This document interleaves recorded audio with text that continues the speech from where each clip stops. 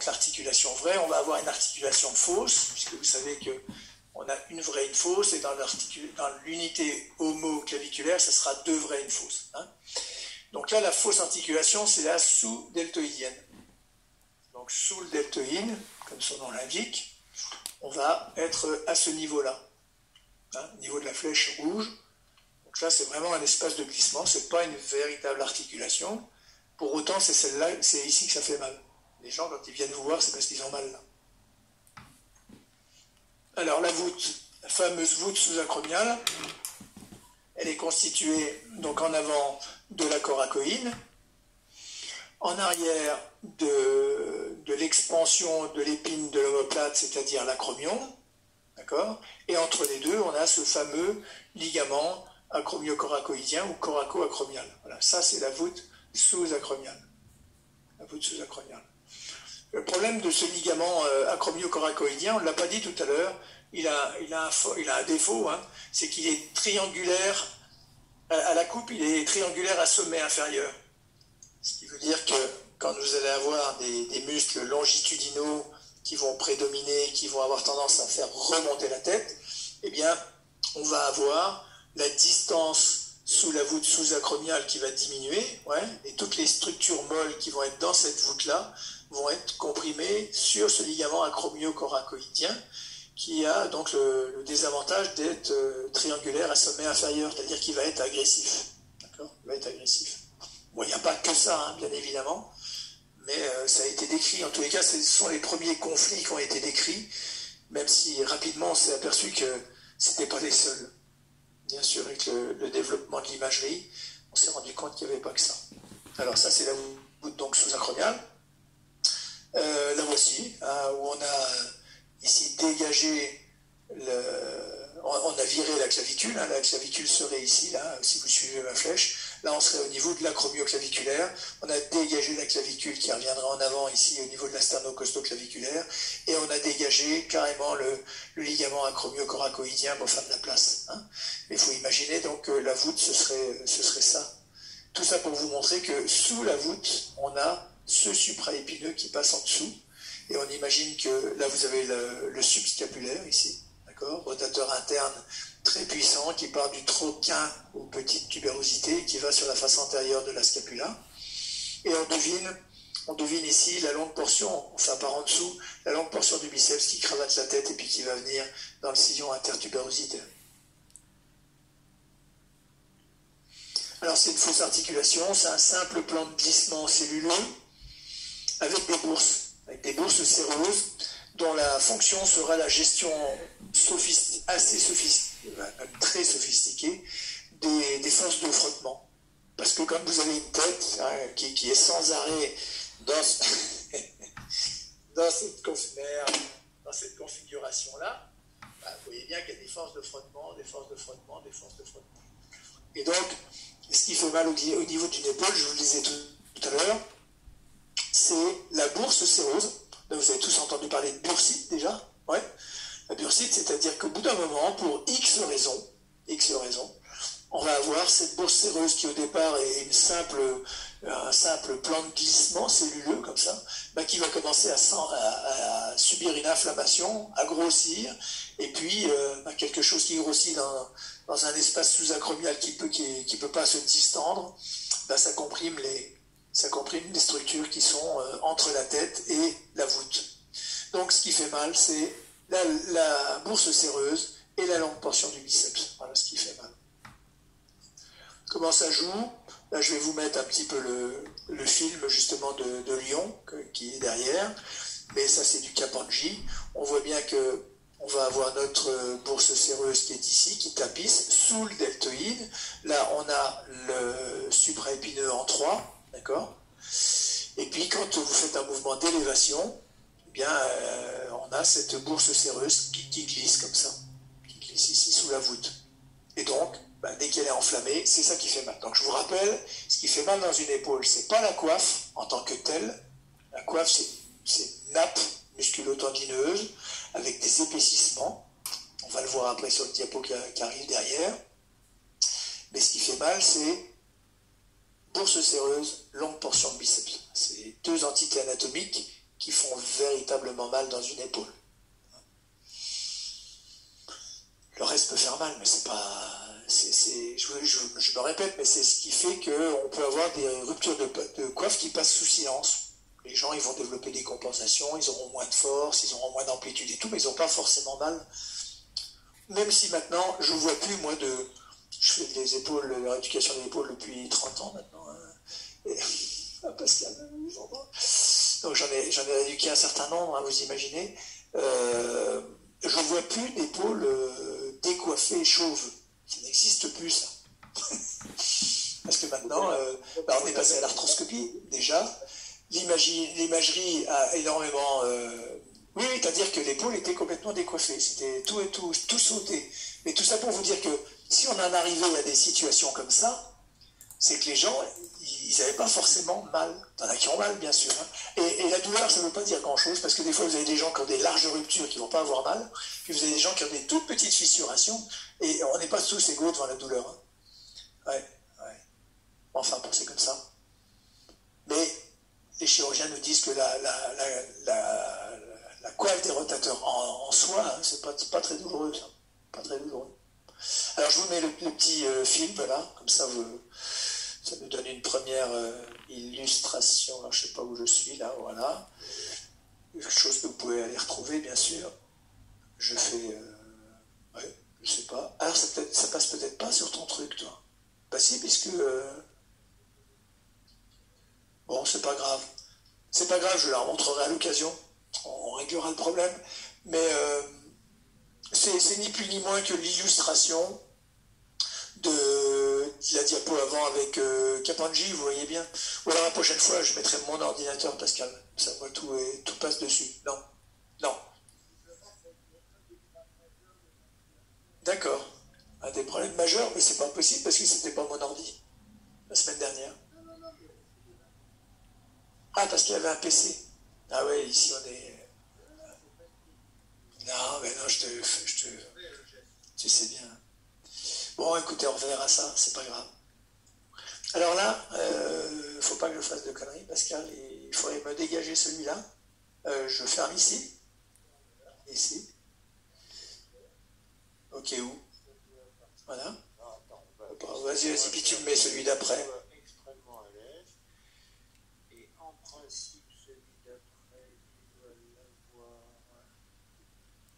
T'avais pris les deux?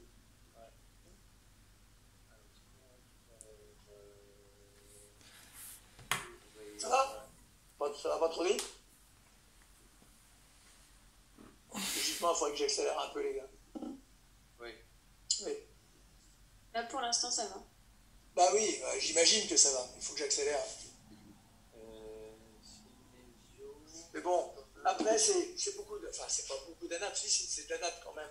Donc là, la natte, hein, entre M. Vignon, vos cours, vos machins, vos trucs, on peut aller ça assez rapidement. Ce que je vais essayer de faire, c'est plutôt de...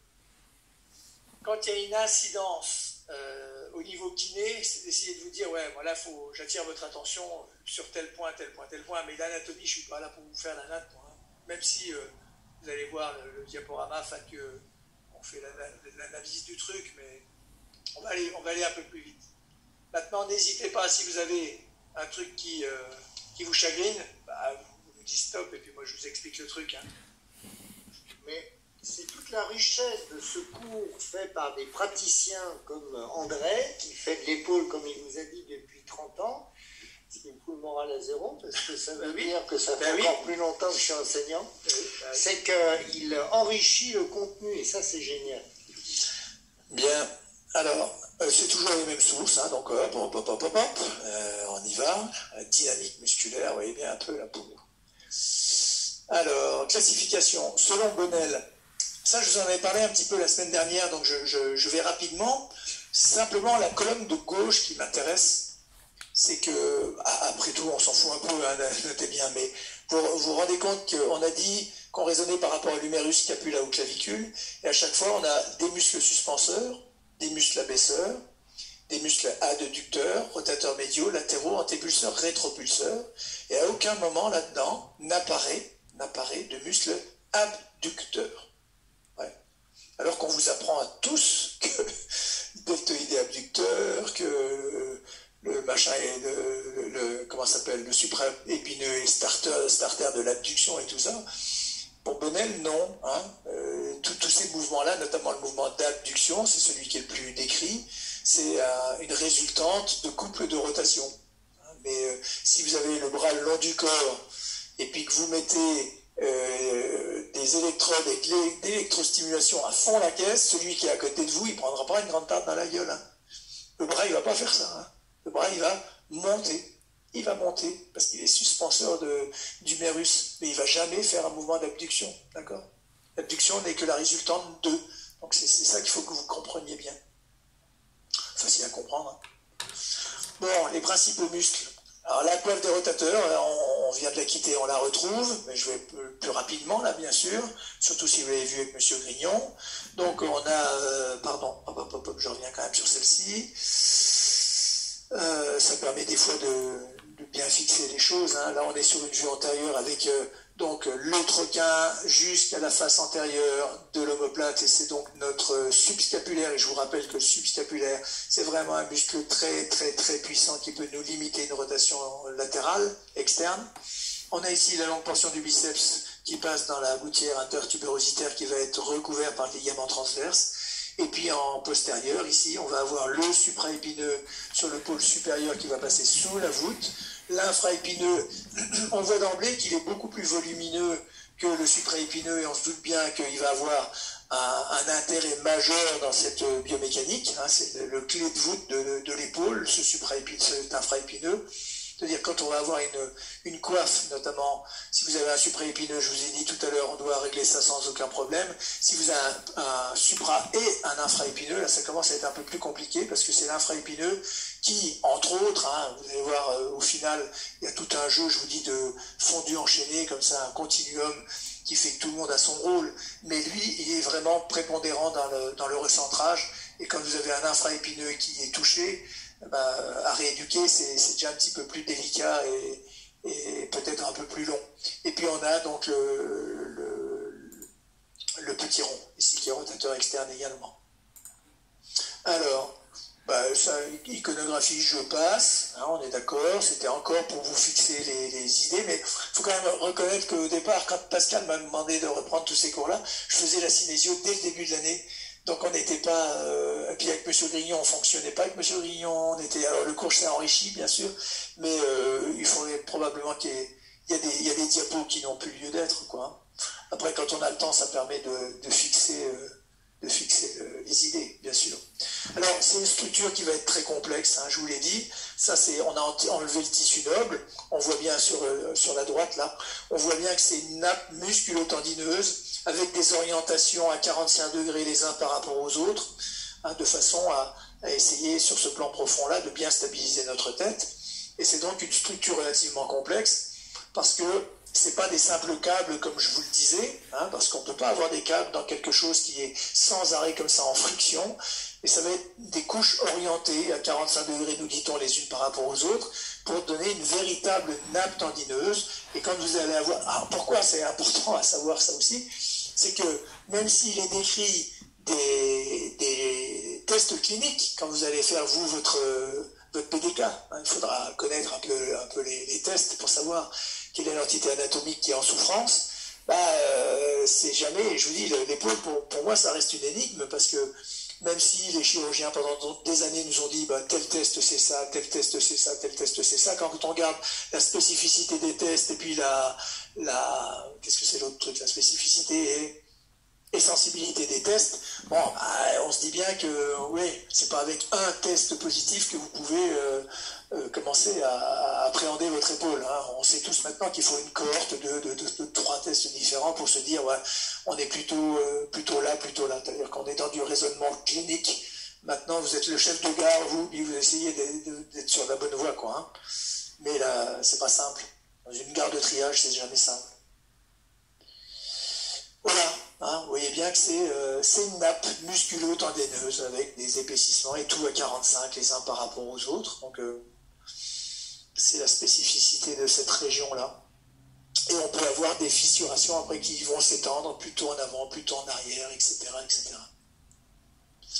Bien, alors on va balayer un petit peu notre coiffe des rotateurs. On va commencer par le devant, hein, on partira de devant et on va tourner autour rapidement. Donc le subscapulaire, voilà, il est devant. Sur cette schématisation, je ne peux le dessiner ou le colorier que comme ça, puisque c'est très difficile à voir. Il est sur le grille costal, hein, il est en arrière. Mais globalement, voilà, vous ne pouvez pas vraiment... vous pouvez palper le tendon en avant, mais vous ne pouvez pas aller sur le corps musculaire. Ça, c'est très compliqué. Enfin, on peut le faire, bien sûr, on le fait en thérapie, mais c'est compliqué quand même. L'innervation, c'est du subscapulaire, c'est 5, c'est 6. Je passe, hein, tout ça, c'est de la natte de base. Et puis, voilà, ça nous intéresse un peu plus. Il renforce donc le ligament gléno-huméral médial, moyen, pardon.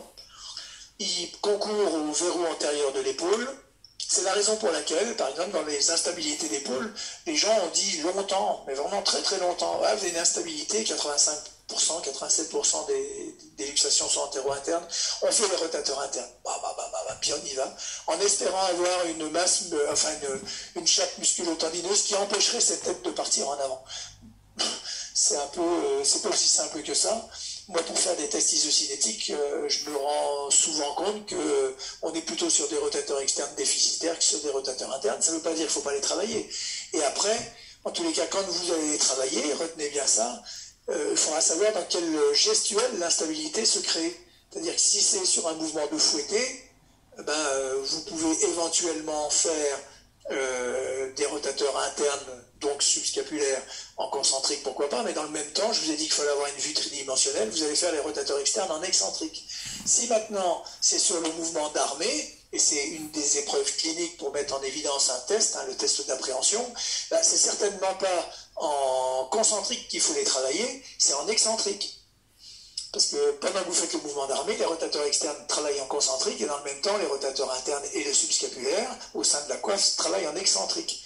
Et comme on sait qu'il y a une spécificité de la contraction musculaire, si vous ne faites que des rotateurs internes, bras le long du corps avec un terrabande, oui, ok, vous avez fait des rotateurs internes, mais pour moi, vous ne serez pas efficace à 100%. Bon, il concourt au verrouillage, au verrou antérieur de l'épaule, ça c'est sûr. C'est un plan de glissement, il va concourir au plan de glissement scapulo-cératique. Donc on le reverra un petit peu dans la scapulothoracique, celui-ci. Et puis, ça semble être une évidence, il est antagoniste des rotateurs latéraux. Ce qui veut dire que quand je suis dans un plan superficiel, aérien, je veux dire un plan horizontal, vous imaginez que quand les rotateurs latéraux vont se contracter, pour avoir une tête qui est relativement bien centrée, il faut que le subscapulaire travaille, mais en excentrique. Donc il est antagoniste des rotateurs latéraux. En statique, il va assurer la stabilisation antéro-postérieure de la tête humérale, puisqu'on a dit qu'il concourait à la coiffe en traction. Monsieur ? Oui. C'est quoi le plan de glissement scapulo-cératique ? On le verra ensemble. C'est l'articulation scapulothoracique, si tu veux. Tu vas avoir le grille costal, le dentelé antérieur, le subscap, et puis tu vas avoir ton omoplate. Ton omoplate, en fait, elle est posée sur le grille costal. C'est pas la scapulothoracique, c'est pas une vraie articulation, c'est un espace de glissement. On va voir que tout le jeu de ce truc-là, il faut que ça soit à la fois stable et mobile, et ça va être musculaire. Ce muscle-là intervient dans cette articulation, dans cette fausse articulation-là. T'inquiète pas, on y reviendra. Mais au niveau juste des termes, cératique, c'est pareil que thoracique ? Cératique, cératus... C'est l'ancien nom du dentelé antérieur. Oui, je pense. Oui, c'est l'ancien nom du dentelé. Oui, retiens que il concourt, j'ai pris ça dans le Dufour de toute façon, mais il concourt, il intervient dans l'articulation scapulothoracique, tout simplement. Voilà. C'est une cysarcose, parce que même normalement c'est cysarcose cérato-scapulothoracique, un truc comme ça.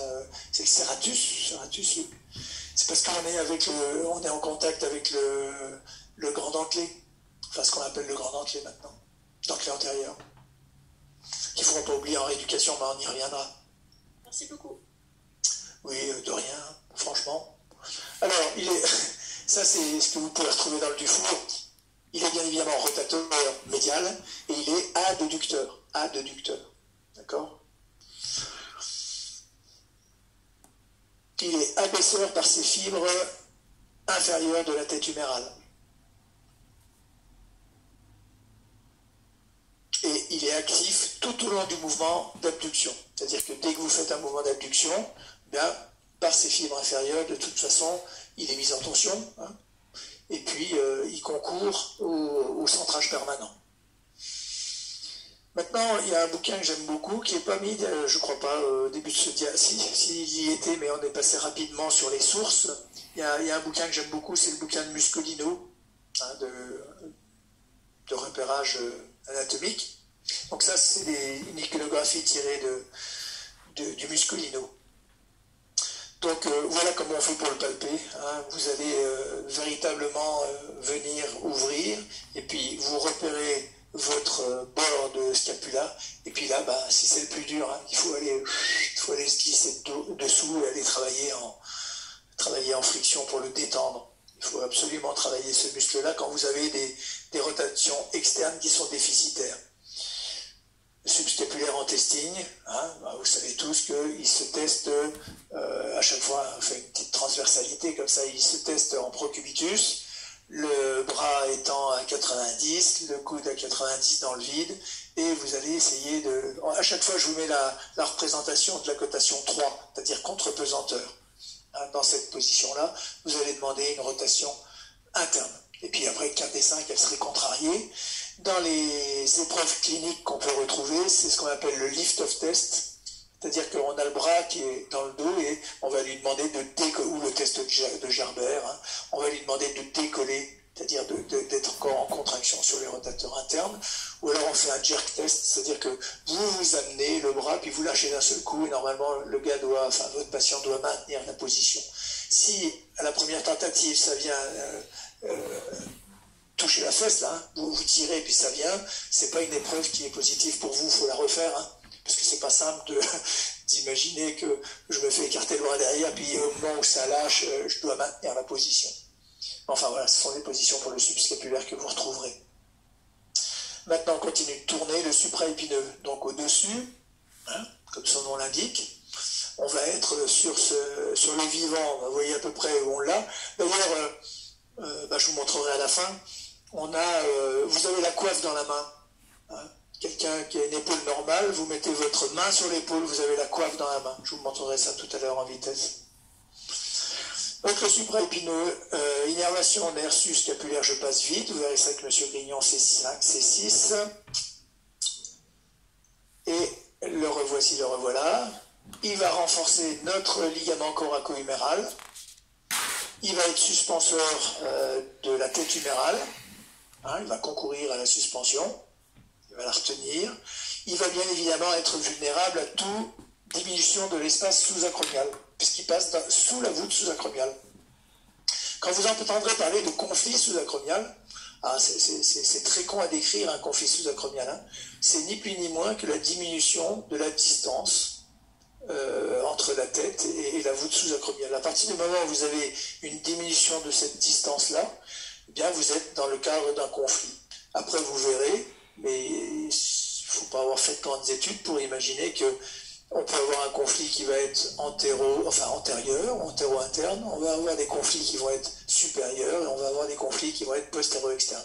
Donc on a 3 types de conflits essentiels et on a 3 causes possibles, soit des causes hautes, soit des causes moyennes, soit des causes inférieures. Les causes hautes, ça peut être une arthrose acromioclaviculaire avec des ostéophytes qui viennent gagner sur l'espace sous-acromial. Les causes moyennes, je vous donne les principales. Hein. Les causes moyennes, on l'a dit tout à l'heure, la première, c'est une bourse séreuse qui va être enflammée. Hein. Ouais, une bourse séreuse qui est enflammée, boum, elle prend de la place, elle comprime, et puis on est dans le cadre d'un conflit potentiel. Ça peut être une calcification, une tendinopathie calcifiante, c'est-à-dire des calcifications en intra, hein, dès que ça glisse, là, comme tout à l'heure, ça va nous diminuer artificiellement cette distance.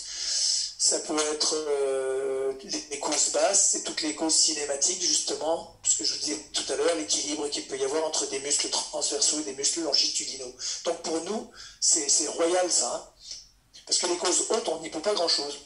Hein. Les causes moyennes, calcification, même si on peut les faire péter avec des ondes de choc ou que sais-je encore, ou traiter l'inflammation, etc. On va dire que Dame Nature faisant bien les choses, si on brusque pas l'épaule, ça devrait rentrer dans l'ordre, sauf pour des calcifications qui resteraient en place et qui ne se dissolveraient pas d'elles-mêmes, parce qu'il y a deux types de calcifications, des calcifications qui se dissolvent d'elles-mêmes, et c'est à ce moment-là qu'on a des crises hyperalgiques au niveau d'une épaule, et puis après des calcifications qui sont là, qui demandent une exérèse.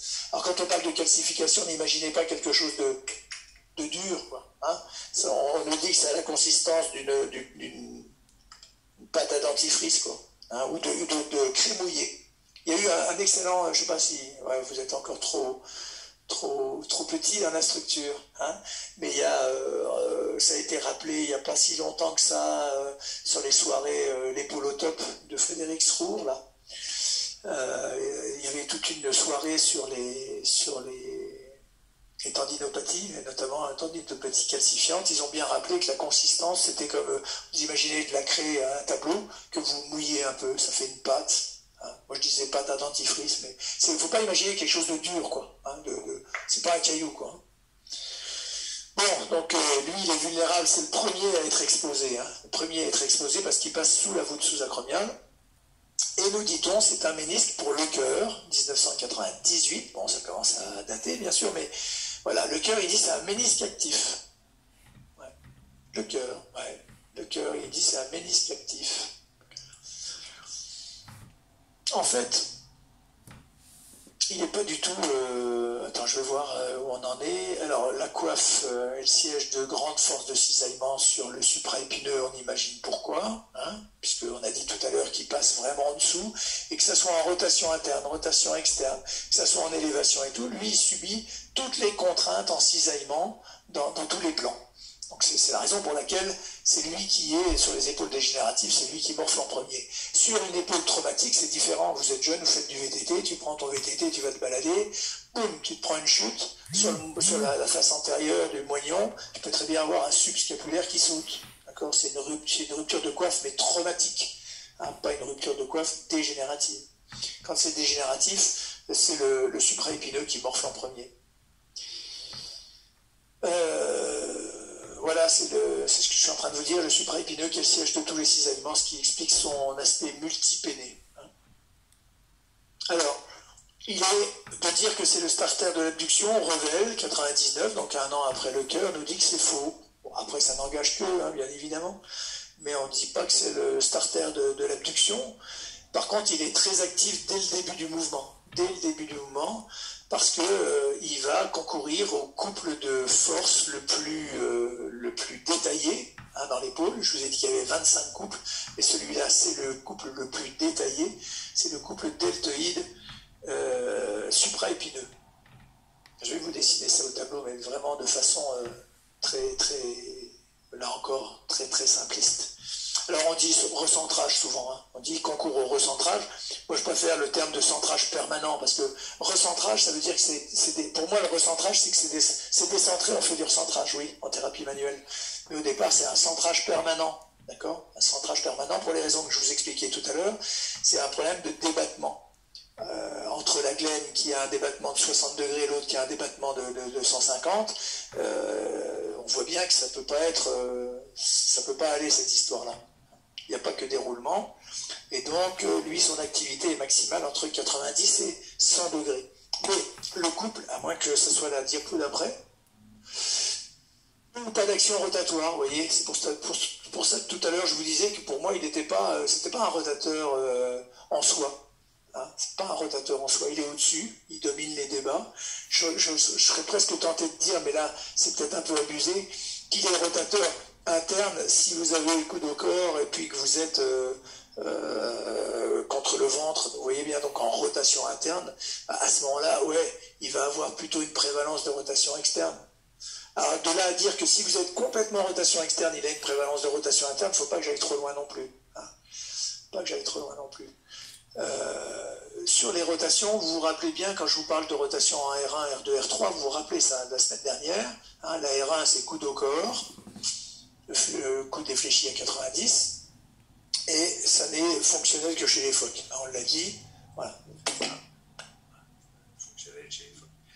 Le chirurgien, lui, ce qu'il a... Alors, si vous n'avez pas 90, vous allez donner votre goniométrie en R1 avec, faites bien attention à votre référentiel à l'école, je ne sais pas où André et Pascal, au niveau du consensus, si le 0 c'est le plan sagittal, mais de toute façon c'est à vous de donner votre 0. Si le 0 est le plan sagittal, ou si le 0 c'est le plan orthogonal à l'orientation de la glène. Si c'est orthogonal à l'orientation de la glène, on est ici à... Alors si les autres doivent le voir un petit peu, je pense quand même. Ouais. Oui, ils me voient, ouais. Donc là, je suis 0 pour les chirurgiens et les médecins de l'éducation, ça c'est 0. Et pour nous, à l'école, quand il y avait eu le consensus il y a quelques années, le 0, il est ici. Tout simplement parce que la scapula, plutôt que d'être dans un plan frontal, elle est dans un plan déjeté en avant. Donc nous, si on veut être à 90, on est globalement, on retrouve la position déjetée en avant de la scapula, vous voyez. Mais c'est quand même important parce que vous allez travailler avec des médecins de rééducation plus tard, hein, ou des chirurgiens. Si jamais vous ne donnez pas quel est votre référentiel, pour vous, vous avez potentiellement 25, eux, ils arrivent, ils disent je travaille avec un charlot, lui, il a 0. Hein. Il est à 0. Maintenant, si à l'école, on continue de vous dire que ça, c'est le 0, et puis que vous... tu vois? Ouais. Mais peu importe, de toute façon, pour vous, ça ne change rien. Et très sincèrement, pour vous, ça ne change rien du tout. Si ce n'est d'avoir la rigueur de donner quel est votre plan de référence. Donc il faut raisonner, il faut réfléchir un petit peu, quoi, tout simplement. Si vous voulez être plan sagittal, vous mettez G tant de mouvements en rotation 1 par rapport au plan sagittal, ou alors G tant par rapport au plan orthogonal, puis point.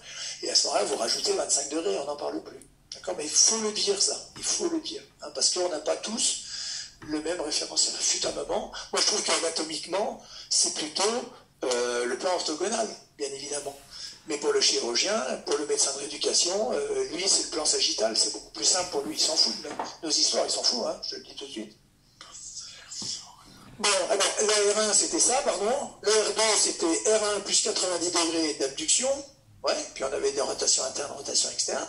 Et puis R3, c'était R1 plus 90 degrés de flexion.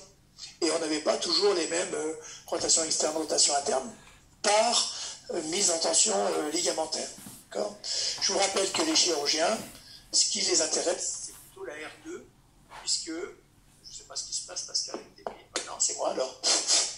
Puisque dans le score de constant que je vous ai cité dans les généralités, la rotation externe, ce qui les intéresse, c'est ce qui se rapproche de la R2. C'est normal, c'est la vie de... On l'a dit la semaine dernière, c'est la vie de fonction. Enfin, c'est la fonction, quoi.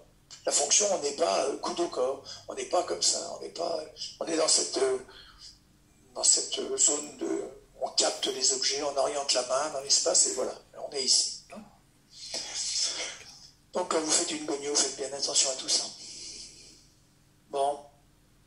Le supraépineux, lui, voilà comment il se teste. Bon, vous faites une abduction contrariée, mais au final, je vous dis, il n'est pas abducteur. Mais on sent sa contraction, puisqu'il est actif dès le début. Au final, alors je ne sais pas, c'est peut-être dans une autre diapo, mais je vais vous le faire quand même. Je vous le fais là, en vitesse. Là, on voit, parce que...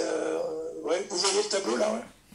Oui. C'est assez simple, hein, mais on y reviendra de toute façon. On y reviendra sur ça, parce que c'est essentiel à comprendre, mais regardez voir. C'est très compliqué, l'épaule. Ça, c'est un mur. Dessine bien. Ça, c'est une poutre. Et je tire. J'ai pas de rouge, c'est dommage parce que d'habitude, le rouge, c'est pas grave, Pascal, ils comprendront. Parce que d'habitude, le rouge, c'est les muscles, vous voyez bien. Bon, peu importe. On va dire que là, si vous tirez ici, hein, l'épaule, la poutre, qu'est-ce qu'elle fait? Elle va monter mécaniquement. Elle monte là. Ah oui, il est là devant moi. Excuse-moi. Ouais, ok, ça c'est rouge. Et donc ça serait le deltoïde qui tirerait là-dessus. Essentiellement, il n'y a pas que lui, hein, mais le deltoïde. Puisqu'on a dit qu'il avait, c'était un muscle longitudinal. D'accord? Et donc, mécaniquement, là, ça va monter. Pour que ça puisse basculer, qu'on ait une cale élastique ici. Si on a une cale élastique, eh bien ça va.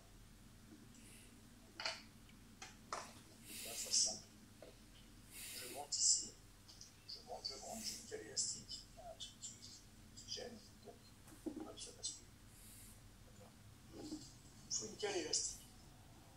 La cale élastique, eh bien, c'est la coiffe de rotateur. Et notamment le supraépineux. Donc le supraépineux, c'est un ménisque actif, c'est ce que disait le cœur, d'accord? Il n'est pas franchement starter de l'abduction, il ne va pas tirer lui vers le haut, hein. Il va abaisser. Et le fait d'abaisser ici et de monter là, ça va nous donner une résultante d'abduction. C'est-à-dire que ça va commencer à basculer. Une fois que c'est basculé, le bras de levier peut devenir favorable au fait que le deltoïde va être abducteur. Mais au départ, on raisonne le bras le long du corps, d'accord? On se travaille tous le bras le long du corps. Donc si vous voulez monter, ben normalement, il faut qu'on ait un supraépineux, puis un infraépineux qui viennent appuyer sur la tête. Puis une longue portion du biceps, etc. Mais le roulement glissement, c'est ça, quoi. Le roulement glissement, c'est ça. C'est que vous avez ça monte pendant que ça patine. En hiver, on n'a plus trop de neige, mais imaginez, au moment où vous démarrez, ben, votre roue, elle tourne tout en patinant un petit peu sur place. Vous voyez là? Mais elle tourne tout en patinant. C'est comme ça que ça se joue. Bon, alors là aussi, on a des tests, hein, le test de NIR, le test de Job. Alors, le test de NIR, c'est des tests qui se font en passif pour voir les problèmes de conflit. Les tests de Job sont des tests qui se font en actif pour mettre en évidence un déficit de ce muscle-là. Ensuite, on continue. Là,